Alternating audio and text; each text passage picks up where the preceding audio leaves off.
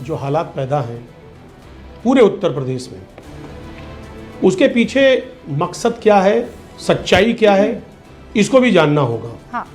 जो bulldozer action हो रहा है, क्यों हो रहा है, कैसे हो रहा है, वो तो बात का इशू है।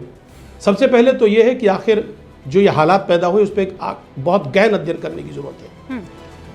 बीजेपी पूरी तरह से पूरे देश में आज घिरी हुई है और उसका नतीजा ये है कि कहीं ना कहीं उसका शिकार मुसलमान है। इस चीज को आप एहसास करिए, क्योंकि आज मुसलमानों के ऊपर जिस तरह जुल्म और ज्यादती हो रही है, जिस तरह उसे प्रताड़ित करने का प्रयास किया जा रहा है, यकीनन दुखद है। बुलडोजर के लिए बाकायदे सुप्रीम कोर्ट की गाइडलाइन है और उस गाइडलाइन के खिलाफ आप देखिए किस तरह बुलडोजर का इस्तेमाल किया जा रहा है। अभी आपके चैनल ने भी दिखाया इस बात को। और बात आंदोलन की और प्रदर्शन की, देखिए बिल्कुल बिल्कुल सच ये है कि कोई भी आंदोलन हो, कोई भी प्रदर्शन हो, बहुत शांति ढंग से होनी चाहिए। अपनी बात को बहुत ही शांति ढंग से कहना चाहिए। जो भी शख्स ऐसे कार्यों में लिप्त होते हैं, कहीं ना कहीं उन्माद मचाना चाहते हैं, कानून व्यवस्था बिगाड़ना चाहते हैं, यकीनन उनके खिलाफ कार्रवाई होनी चाहिए। बिल्कुल उनका समर्थन कोई नहीं कर रहा है और न करना भी चाहिए। लेकिन इस मुल्क को जो आज़ादी मिली उसमें आंदोलन का बहुत बड़ा रोल था। उसमें धरना, प्रदर्शन और आंदोलन ये इसका रोल रहा। लेकिन आज ये इस सरकार को धरना पसंद नहीं, आंदोलन पसंद नहीं, प्रदर्शन पसंद नहीं। आप देखिए किस तरह किसानों पर लाठियां भानी गई, उनका आंदोलन किस तरह नाकाम कर दिया गया। अभी किसान उनको पता नहीं क्या क्या चार्जेस लगाए गए। आप अपना फेवरेट टॉपिक पकड़े। नहीं, मैं इसी पे आ रहा हूँ, मैं इसी पे रहूंगा। मैं कोई फेवरेट नहीं है यहाँ फेवरेट नहीं है। देश के हालात हैं, ये फेवरेट नहीं है। देश के हालात हैं, वो भी मेरे अपने हैं, किसान भी मेरे अपने हैं। अरे सुनिए, बेरोजगार भी मेरे अपने हैं। वो आपने बेरोजगारों के लिए कितना काम किया है, किसानों के लिए कितना काम किया है, वो सब जानते हैं। ठीक है अजीज भाई, अब मुझे ये बताइए कि आपको किस बात की तकलीफ है? ये जो तौकीर रजा और उनका जो पूरा का पूरा इलाका है जहां पर उन्होंने ये कब्जा किया हुआ था सार्वजनिक संपत्ति पर, आप चाहते हैं कि उस सार्वजनिक संपत्ति पर, वो किसी की बपौती है, पहले मुझे ये समझाइए। तौकीर रजा या कोई भी हो, ये किसी की बपौती है। सरकारी जमीन तो सरकारी जमीन है ना। देखिए रूबिका जी, सच्चाई ये है कि उसकी क्या सत्यता है, ना मेरे पास कोई प्रमाण है, ना आपके पास कोई प्रमाण है।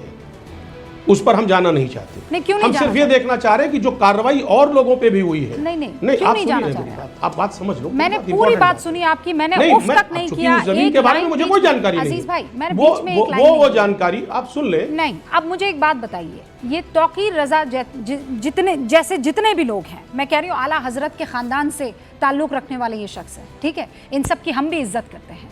हजरत बरेलवी हम भी इज्जत करते हैं। हम भी जाकर अपना माथा वहाँ पर टेक कर आए हैं, दुआएं उनके वसीले से खुदा तक पहुँचे, ये हम करके आए हैं। लेकिन इसका मतलब ये नहीं है कि उनको तमाम तरीके के हक मिल जाएंगे कि वो गरीब मुसलमानों को बरगलाएं और उनको आकर इकट्ठा करें। वो आदमी गायब था जब ये डंडे और लाठी खा रहे थे मुसलमान बच्चे, और आप कह रहे हैं कि अब मुसलमानों पर अत्याचार। तौकीर रजा ठेकेदारी ले रखी है मुसलमानों की, और अगर ठेकेदारी ले रखी है तो कहां थे जब पुलिस के लाठी डंडे चल रहे थे उन बच्चों पर जो नमाज पढ़ने के लिए गए थे फ्राइडे के दिन? बताइए मुझे, कहां थे वो? अब आप सुन ले, अब मुझे मौका दे।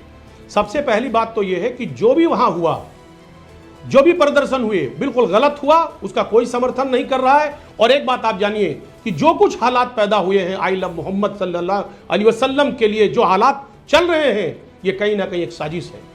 ये साजिश है, इसके पीछे जांच होनी चाहिए। कौन लोग शामिल हैं ये भी पता करने की सख्त जरूरत है। अरे जो साजिश में शामिल है उसके घर पर तो बुलडोजर चल रहे हैं ना। हालात पैदा हुए, ये हालात किसने पैदा किए हैं? अरे सुनिए ना, अरे नहीं, अजीज भाई प्लीज, चल रहा है नहीं चल रहा है, ये इशू नहीं है। अजीज भाई, एफआईआर की कॉपी आपने पढ़ी है? Did you read that? पढ़ी है आपने कॉपी? मैं आपसे यही कह रहा हूं, इसकी शुरुआत कहां से हुई? मैं आपसे कोई और सवाल नहीं पूछ रही हूं। ये सारा जांच का विषय है। नहीं, 5 सितंबर को जो एफआईआर दर्ज हुई है जिस पर आई लव मोहम्मद पूरे देश में प्रदर्शन और धरना हुआ है, क्या आपने उस एफआईआर की कॉपी पढ़ी है अजीज भाई? हाँ कि ना? अल्लाह को हाजिर नाजिर रखते हुए मुझे जवाब दीजिएगा।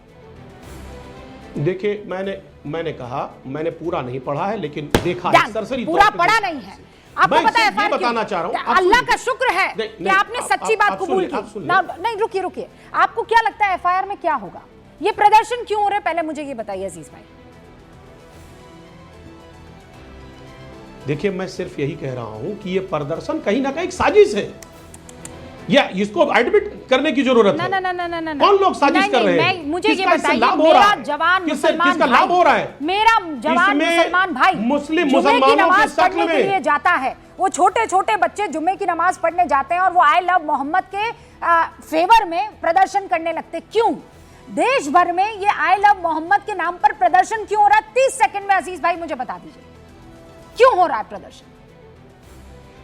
देखिए रूबिका जी, मैं सिर्फ यही बात कह रहा हूं कि हुजूर पाक के नाम पर जो प्रदर्शन हो रहा है, हाँ? ये बिल्कुल नाजायज है और बिल्कुल इसका कोई भी सख्त समर्थन नहीं करेगा। एक बात जानिए आप, जो भी उस दिन प्रदर्शन हुआ बरेली में, वो भी बिल्कुल नाजायज है, बिल्कुल उसका समर्थन नहीं होना चाहिए।